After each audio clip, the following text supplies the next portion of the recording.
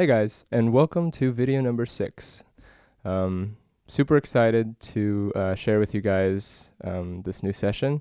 We're going to switch gears a little bit here because I'm preparing for a show in August, and I need to put together a session where I can play stems. And simultaneously, I realized that that's one of I think the ongoing challenges that people face when using the Octatrack is a lot of the time you come into a session or you buy the Octatrack and you want to immediately start with something that you've already been working on in Ableton, and you want to be able to play around with it on the Octatrack.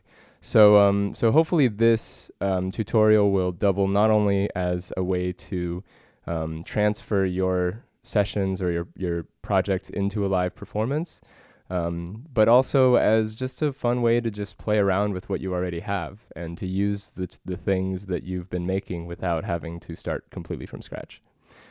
All right, so first of all, I think the easiest way to start is to just go through what my setup is right now. And I'm just going to do this in the way that makes the most sense to me. So I have 3 static machines here, and these are my stems. So I've arranged my stems according to what layer they referred to, and this is super important. Make sure that when you export your stems that they all start at the same point so that they are synced up.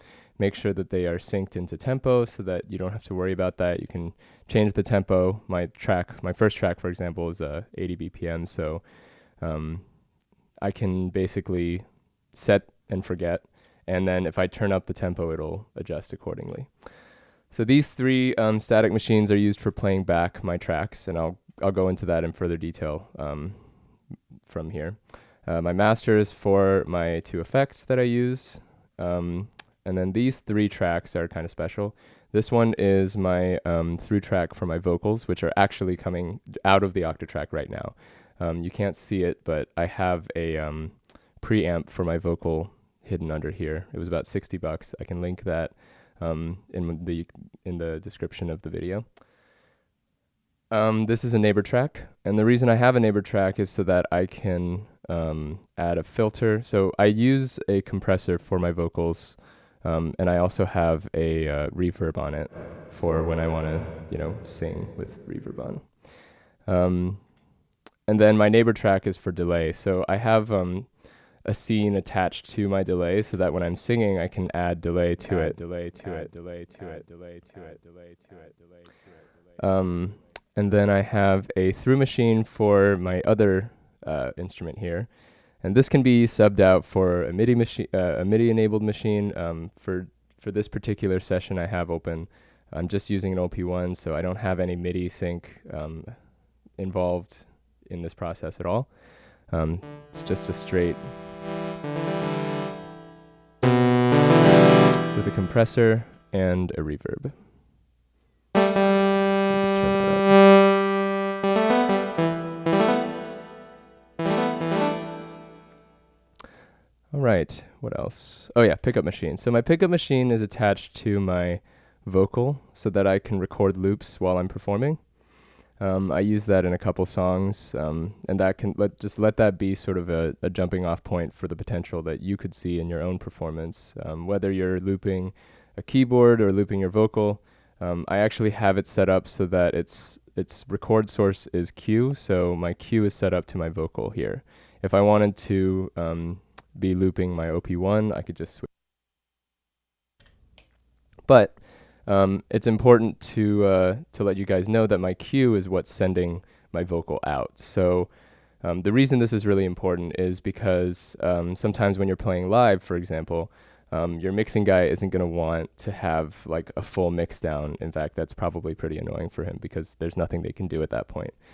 So what I like to do is try to isolate the vocal so that the mixing guy has at least something to balance, something to do while we're performing on stage. So I have my cue set up here, and it's being sent out via cue, and it's by itself, so nothing else is being cued. And from that point, I mute track 6 so that it's not coming out of the master. And so in this case, I'm isolating vocal to cue so that the mixing guy can get that as one stereo out, and then everything else is a separate stereo out. There's a second way you can do this, and you do that by going into your settings, and you go to audio. If you set cue config to studio, this gives you further versatility with the cue out. So the cue is basically disabled. I can't cue anything at this point. But when I hold cue, I can control a second, if you notice, I can control a second level here. And basically that means that with each of these tracks, I can customize how much I'm sending to the cue. So if you want to send a very specific kind of mix to somebody or to a second out, you can do that. For the purpose of this particular project, I'm not doing that. So I'm just going to keep it simple. Cue something, mute it, and then send, and that creates just a quick and dirty send for your second pair of outs. All right, so before I go into audio pool organization, it's important to point out the settings I have set up in my static machine. Well, first of all, I have static machines set up as opposed to flex machines because static machines can handle longer files, and they're meant for larger files. Flex machines are much better for like on-the-fly loops and record buffers. Static machines are for playing longer files, and as such, they are not as good at doing pitch adjustments or slicing, and sort of they're not as flexible. But if you're working with a long form file, I would highly recommend using them. The other thing that's important is to go into your settings, and this is my particular way of doing it, but making sure that slice is set to on. And I'll go into that further when I get to the audio pool, but this is super important because it allows you to choose a point in your song that you determine. So that if you, for example, are looping one section as like an intro, and then you want to go to a second section, you want slice to be enabled so that you can go into your audio edit and slice that up how you see fit. If you don't have slice set up, your start value is just going to arbitrarily choose a point in your audio, and when you're working with long form files, there's no way you can determine exactly where that is. So slice is the easiest way to deal with sort of customizing exactly where you want something to start. All right, so audio pool. My audio pool is super carefully set up. And the reason that is you're going to want to warp everything to its respective tempo. So like I have my BPM set up here, so I don't have to like refer back to Ableton. So I have my beat in the first spot, my instrumental in the second spot, my backing vocal in the third spot. I could have made it easier. I could have put the beat here, instrumental here, and backing vocal, but for some reason I did the opposite. I went this way. But anyway, that's not really that important. What's important is that your tracks occupy the same space in the audio pool and they never move. And the more organized you can be at the outset, the less headache you're going to have later on, because different files, so for example, if I have instrumental set up in 5 different tracks, I can have 5 different audio settings saved to each of those positions. And this allows you to play with multiple tracks playing the same file but doing different things to it. But that being said, if you move tracks around, you're going to get different settings, and you're just going to be really confused. So what I like to do is I've set up this sort of configuration for myself where it's always beat, instrumental, BG, beat, instrumental, BG, and it goes all the way down. All right, so on to audio editing. So, well, first of all, my first pattern, so say you're just starting out, you upload all your stems, you have them properly named. The first thing you do is you set up your first track. So the cool thing about the Octatrack is you may have a default file, which is reflected on the name that's here. But you can also trigger any file that's preloaded onto your audio pool. So basically, with my first pattern, I have a track here. And what I do is I hold it down and I press down. And I can actually select any file within the audio pool. So I go to my first track, I select beat. I go to my second track, I select instrumental, and my third track, BG. All right, so the next problem that you face is these are just going to loop on a 4-bar loop. So how do you keep that from happening? Well, there are actually 2 ways of doing this. And I want to bring that up to you because this is really up to you. The first instinct and the first thing that I did, which I've set up throughout my whole project, was to create one-shot trigs. And you do that by holding function and tapping the trig. What this allows you to do is the moment you play it, it gets deactivated and it doesn't play again until you press yes while the track is active, while the track is selected.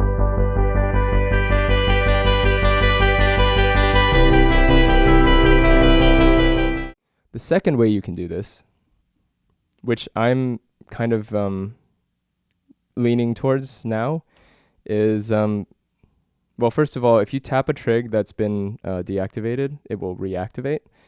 So that's another way that you can activate a deactivated trig, and this is nice if you have a bunch of one-shot trigs and you just want to activate one of them. If you want to activate all the trigs in one track, you press yes while the track is selected. If you want to activate all trigs on the entire project, you double tap stop. You double tap stop while the track is stopped. But word of warning, that also deactivates any through tracks that you may have, which is why my vocal cut out just now.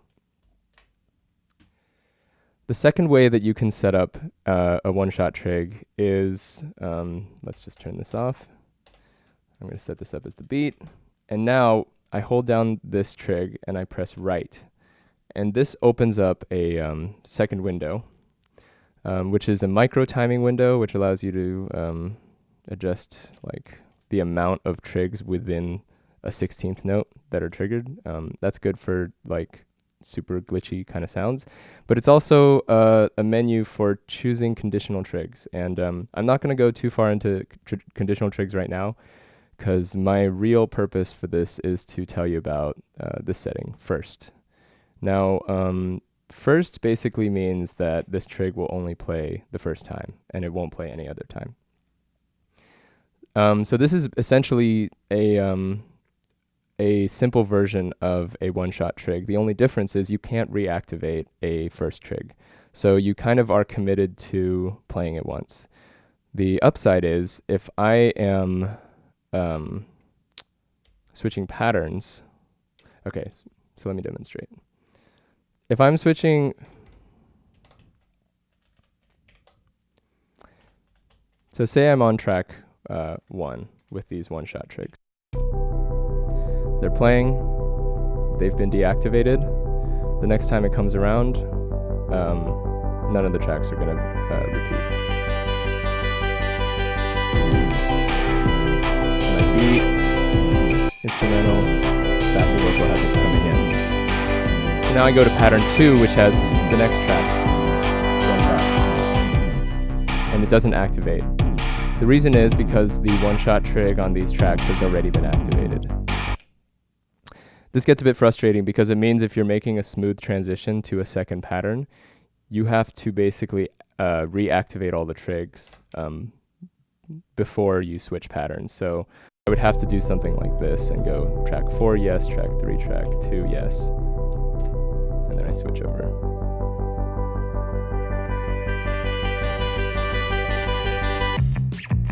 Right, so that's track 2. And because I don't like doing all that stuff, I mean, when you're performing, you don't want to be thinking about like triggering one-shot trigs again and activating stuff. So so my way of getting around that is just setting it up as a first conditional trig. All right.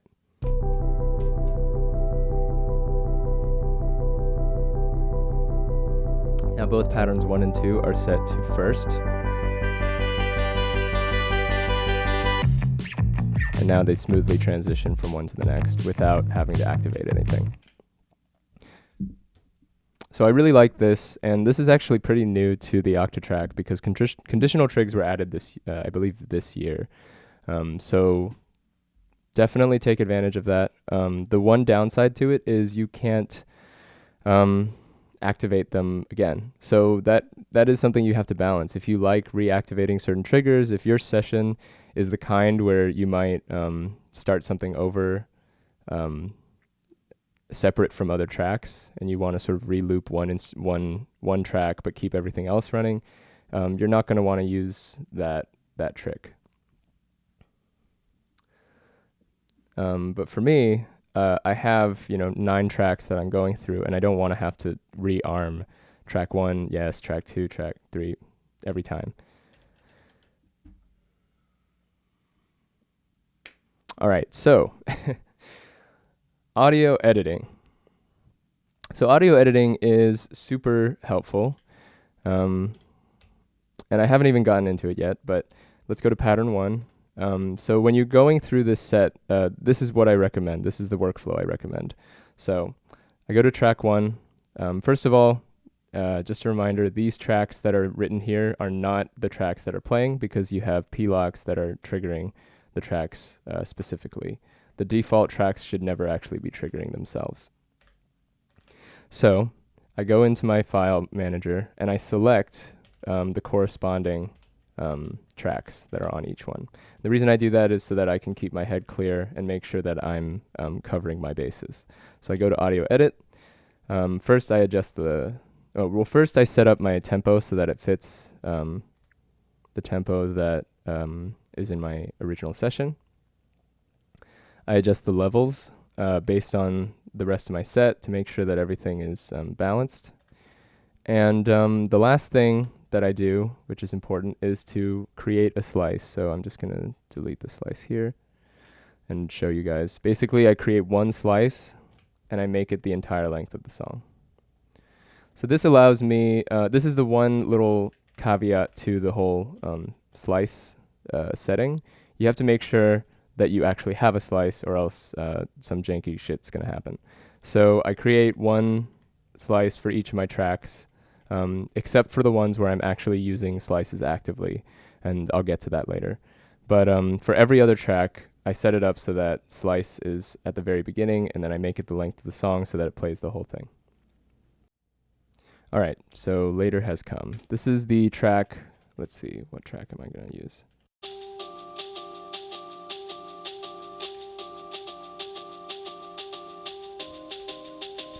All right, so this next track that I'm working on, and I'll load it up here in the default file so I can show you as well. So I'm on track 3, and I have, so this track is spread out over two patterns. The first pattern is just an intro that loops indefinitely, so that I can improvise over it.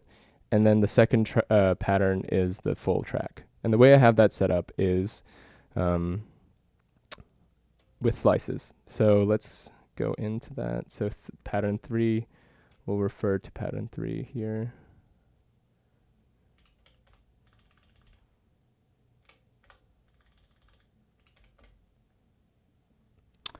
All right, so here we are, pattern 3. So you'll notice I don't have any trigs on these because my instrumental track is the only one that's looping in this particular section. I have it set up not as a one-shot trig or as a first conditional trig, but just a regular loop. So every 4 bars, it's just going to play the same loop. And I have that set up in here. You can see under audio edit, I have 2 slices set up. The first slice is the loop that's triggering every 4 bars. So it's exactly 4 bars long. The second slice starts after that's done. So in my original track, it doesn't vamp indefinitely. It lasts 4 bars and then it disappears. In fact, actually, I think it lasts 8 bars. But the point is, I've created a version of it that can loop indefinitely so that I can play stuff over it. And then when I want to, I go to pattern 4, and in pattern 4, I have it set up to trigger slot 2. And I'm actually going to switch this to first as well. Yeah, you can tell I'm still learning because when I designed this set, I did not use the first trick. I just used one-shot trigs. All right, so if all goes according to plan, pattern 3 is looping this 4-bar loop.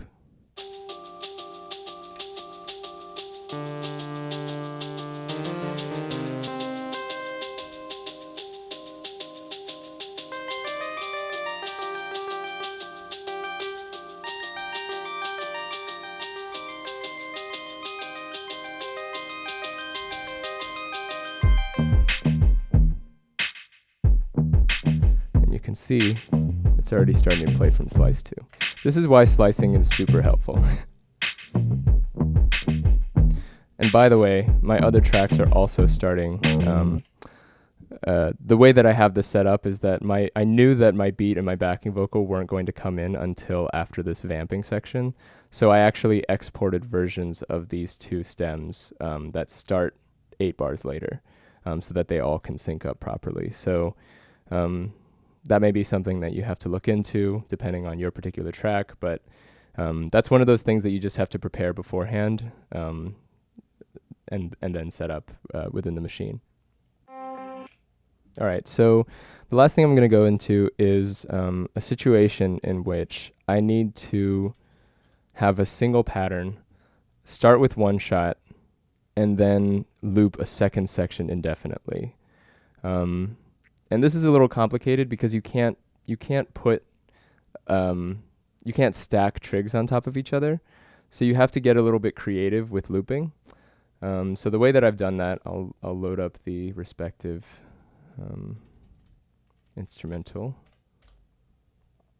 So in this instrumental, I have, let's see. Yep, I have a trig set up to play first, and you'll notice that it's a guitar part that then gets layered with a second guitar part, and I only want it to loop the part that has the 2 guitars, but I want it to start with 1 guitar. So that sounds like this.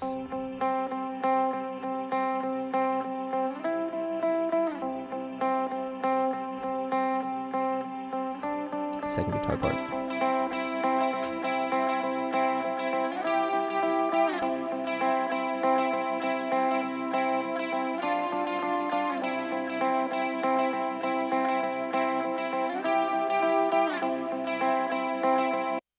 So basically what's happening here is I have a trig condition set to first here, which means that this track will only play once. But I have a second trig condition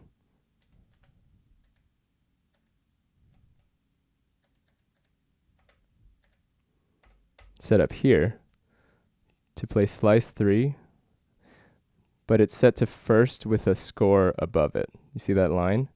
That means that it will play every time but the first. So what that means is it's going to play this track for 1 bar, 2 bars. On the 3rd bar, it's going to pass this trigger. And this trigger has to be set to the right track as well. And set to slice 3. Let me make sure this is set to slice 2. Okay, cool. So yeah, triggers this one time. It's going to play 1 bar, 2 bars. It's going to play 3 bars. It's going to skip this the first time, 4th bar. And then it's going to play 5 bars because it skips this one. It's going to play 6 bars. And on the 7th bar, this gets activated. And now this is the only trigger that is looping for 4 bars. So basically you have to time that out. And what that means is I have this set up so that it's halfway through a 4-bar loop.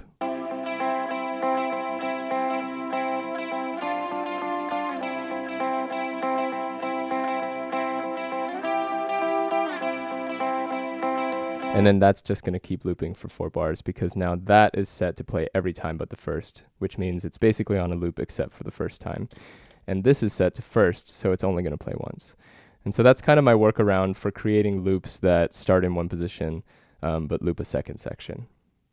And that's a really cool tool. I hope you guys use it. There's obviously infinite ways that can be utilized.